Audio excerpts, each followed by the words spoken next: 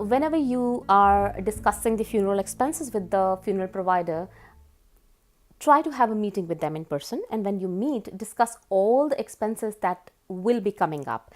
Make sure to ask them if there are any hidden expenses that may come up in future after the funeral which you are not aware about. It is very important to have a very clear understanding of all that such kind of expenses.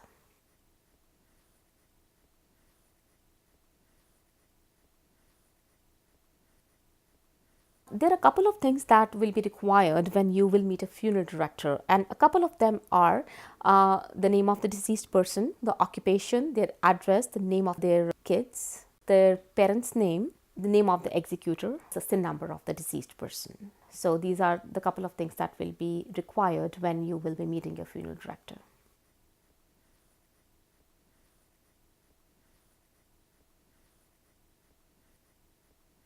When planning a funeral, there are a couple of things that are very important and which can be very helpful. First of all, making a list of all the people, all the family and friends you would like to inform about the funeral. Secondly, you can have someone assigned to inform them, making phone calls or whatever way the person would be able to inform them. Then writing an obituary is a very good idea. If you wish to make some donations for a charity, it is very important that you have that clear in mind so that you can let people know that instead of flowers, or they can just make the donation to that specific charity. You can have someone to keep track of all the cards, flowers, just to know who were the people who had visited the family at that point of time. It really helps in future.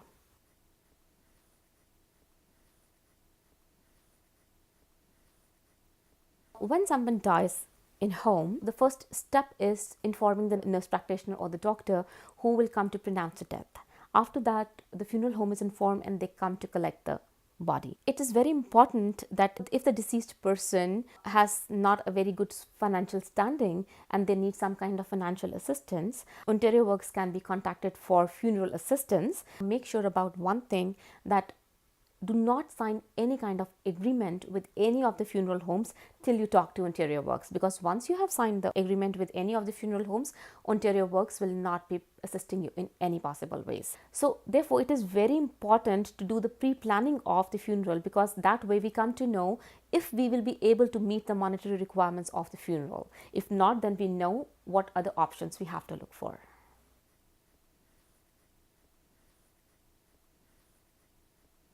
When you're finalizing the funeral arrangement, if the person has a will, it is very important that the executor of the will should be there. If not, the next of kin has to be there.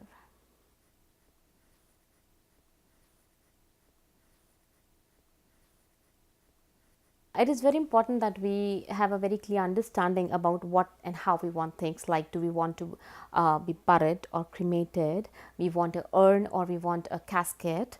So do you want to have the whole funeral service recorded for, down for some wonderful memory?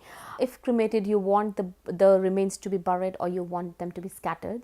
Any kind of specific music that you would like to be played during the service? So these are some of the things that you can always consider while planning your funeral. It is very important to have funeral because it acknowledges the reality of life and death. It is a testimony to the life of the deceased person, and it gives an opportunity for all the family and friends to get together, and it provides a network of support to all the family and friends, and it helps to move towards the pain of the loss.